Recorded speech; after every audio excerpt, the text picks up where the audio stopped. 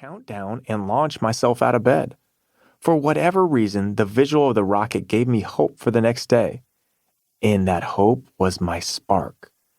So alarm rings the next morning and I hit the snooze. But then I remembered that rocket and my promise.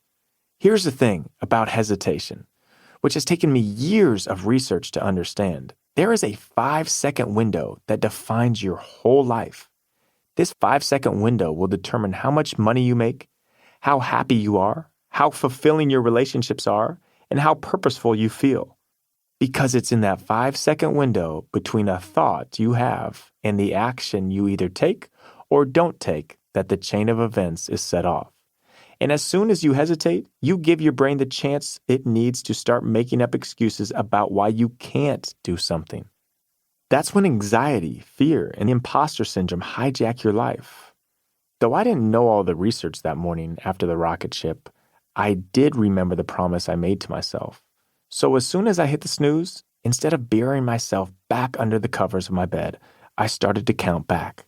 5, 4, 3, 2, 1, and I got myself out of bed.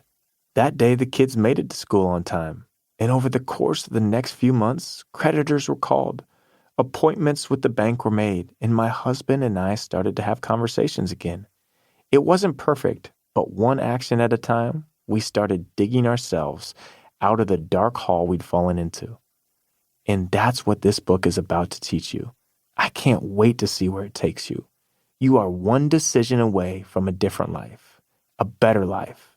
This book will ignite that fire inside of you and replace fear with action. Introduction. Action. A relatively small word that demands effort and breeds better. Yet nothing about it feels small, nor should it. When it comes to dreams and goals, action is the biggest word of them all. And let's face it, it can be complicated, intimidating, and scary. Trust me, if anyone gets it, it's me.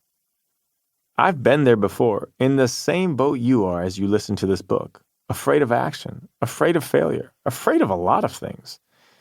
David, see me outside when you're done in the locker room, my coach hollered before returning on the court to answer questions from the media. I just finished playing in my first real game of professional basketball in Spain.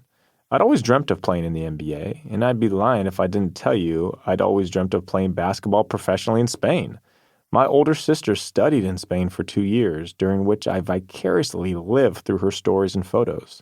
I wrote about Spanish life and business for my 50-page capstone project in college. Even as a child, I made my family stop and eat tapas at the Spain booth in Disney's Epcot International Food and Wine Festival every time we vacationed there. My dad is a Disney fanatic, so much so that my parents even honeymooned there. So naturally, 99% of my childhood vacations consisted of Disney. All this to say, I knew I was meant to be in Spain. And I especially knew that I was meant to be playing basketball. This was the closest stepping stone I had to the NBA.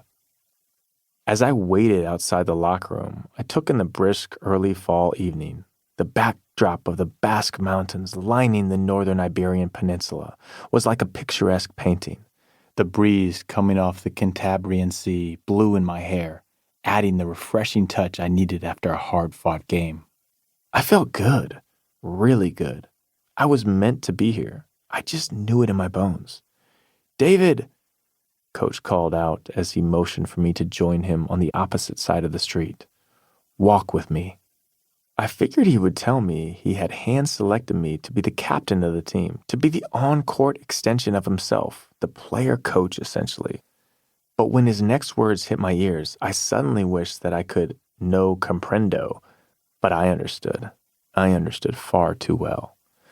"We're going to have to send you home," he said with a look that melded stern and disdain together. "I don't think you are going to be able to cut it."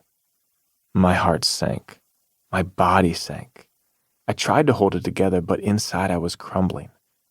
Without any more explanation, the head coach disclosed that they would have a car waiting out front in the morning to take me to the airport with a one-way ticket home to Kansas City.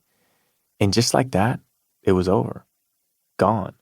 All my hopes, goals, and dreams.